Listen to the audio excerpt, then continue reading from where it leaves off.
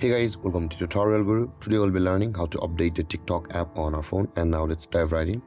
Now to update the TikTok app on our phone, first we'll be required to open the Play Store.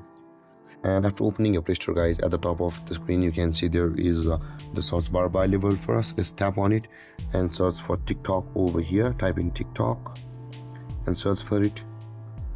And over here, guys, you can see the TikTok at the top of the screen. Tap to open it, and over here you can find the open button available over here. But if your TikTok app required an update on your phone, then there would be the update button instead of the open button over here, and you'll be required to tap on that update button, and TikTok will be updated on your phone momentarily.